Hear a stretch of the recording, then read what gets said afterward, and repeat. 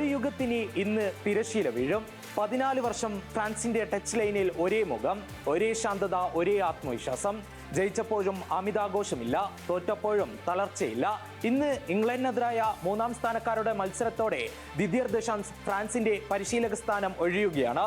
90 മിനിറ്റിന് ശേഷം മുഴങ്ങുന്ന അവസാന വിസിൽ ഒരു മത്സരത്തിന്റെ അവസാനം മാത്രമല്ല, ഫ്രഞ്ച് ഫുട്ബോളിലെ ഏറ്റവും വിജയകരമായ ഒരു അധ്യായത്തിന്റെ അവസാനം കൂടിയാണ്.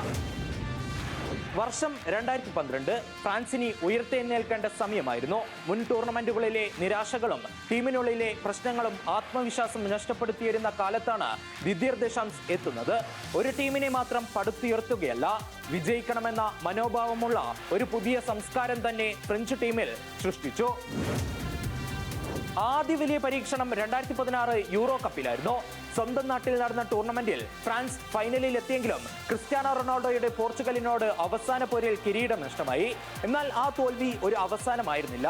2 വർഷത്തിന് ശേഷം ലോകം കണ്ട മഹത്തായ തിരിച്ചുവരവിന്റെ തുടക്കമായിരുന്നു അത്. 2 വർഷങ്ങൾക്ക് ശേഷം റഷ്യൻ മണ്ണിൽ ലോകം വീണ്ടും ഫ്രാൻസിന്റെ ആധിപത്യം കണ്ടു.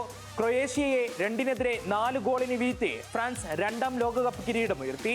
1998 ക്യാപ്റ്റനായി ലോകകപ്പ് ഉയർത്തിയ അതേ മനുഷ്യൻ 2018 പരിശീലകനായും സ്വപ്നം യാഥാർത്ഥ്യമാക്കി. കളിക്കാരനായും പരിശീലകനായും ലോകകപ്പ് നേടിയ അപൂർവ ഇതിഹാസങ്ങളുടെ കൂട്ടത്തിൽ ദശാംസും ഇടം പിടിച്ചു.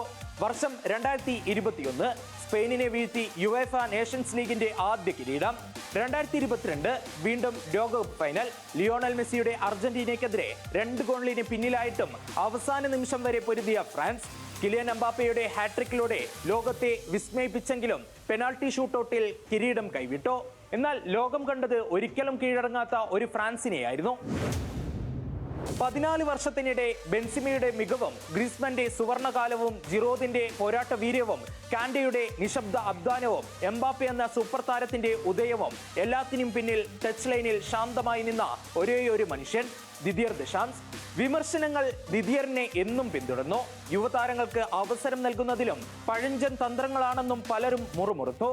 പക്ഷേ ഓരോ തവണയും കിരീടങ്ങൾ കൊണ്ട് ദശാംസ് മറുപടി പറഞ്ഞു. റെക്കോർഡുകളും വിജയങ്ങളും ഉത്തരങ്ങളായി. ഫ്രാൻസിന്റെ ചരിത്രത്തിൽ ഏറ്റവും കൂടുതൽ മത്സരങ്ങളിൽ പരിശീലകനായ വ്യക്തി, 2 ലോകകപ്പ് ഫൈനലുകളിലേക്ക് ടീമിനെ നയിച്ച പരിശീലകൻ, 1 ലോകകപ്പ്, 1 നേഷൻസ് ലീഗ്, നിരവധി അവിസ്മരണീയ രാത്രികൾ. ഇന്ന് ഇംഗ്ലണ്ടിനെതിരെ അവസാനമായി ഫ്രാൻസിന്റെ ബെഞ്ചിൽ ദിദിയർ ഇരിക്കും. അവസാനമായി ദേശീയ ഗാനം കേട്ട് എഴുന്നേറ്റ് നിൽക്കും. അവസാനമായി ടച്ച് ലൈനിലൂടെ നിർദ്ദേശങ്ങൾ നൽകും. അവസാന വിസിൽ മുഴങ്ങുമ്പോൾ ഒരു പരിശീലകൻ മടങ്ങിപ്പോകും. പക്ഷേ ഒരു ഇതിഹാസം ചരിത്രത്തിന്റെ ഭാഗമാകും. ഇന്ന് അവസാനിക്കുന്നത് കരിയർ അല്ല, ഫ്രഞ്ച് ഫുട്ബോളിന്റെ സുവർണ കാലമാണ്.